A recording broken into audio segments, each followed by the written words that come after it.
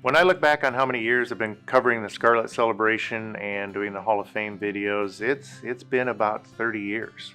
So it's an honor, and thank you very much. I'd like to thank Gail Baker, for the nomination, and a special thanks to my wife Julie West. It was funny because Kathy Kaler called me, and I was on a photo shoot. My phone started vibrating, and I looked down, and I saw it was Kathy Kaler, and I was I couldn't answer. I listened to her voicemail later, and she said, "Hi Brent, this is Kathy Kaler from the East High Alumni Association, and I just wanted to let you know that you are a Hall of Fame inductee this year, and I will be sending out more information."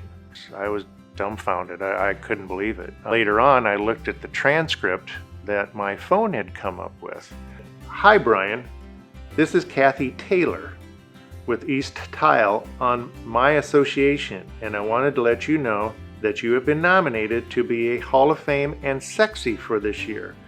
So I will send you a letter to give you more of the details, but you kind of know the weather. You find this transcript useful or not useful?" And I found it very useful.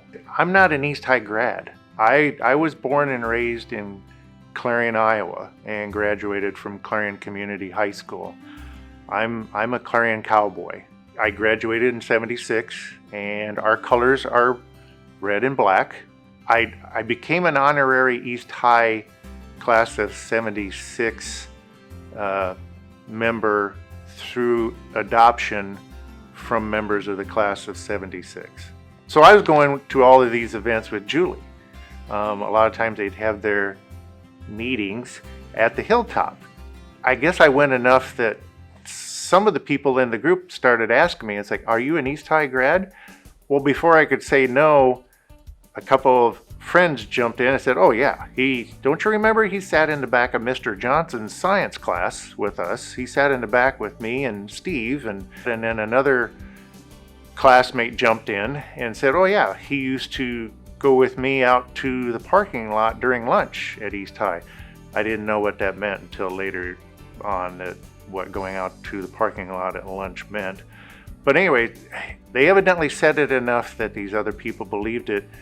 So I have adoption papers for the class of '76, which basically says my phone prefix has to begin with 26, my zip code has to end in 17. I have a reserved seat at the Bud Tent on the first Friday of the State Fair, and also I have free legal representation if I decide to take care of somebody that maligns the East Side. My fondest memory obviously is from Clarion and Clarion High School.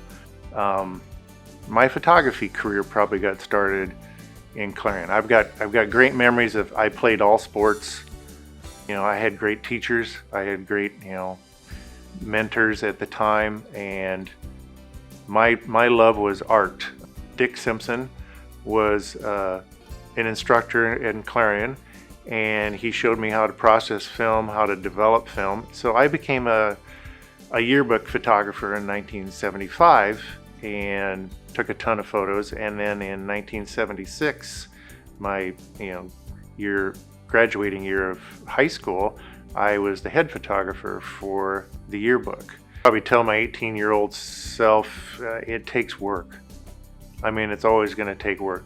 Nothing comes easy. I mean, if you're unless you're extremely lucky, nothing comes easy, and it takes work.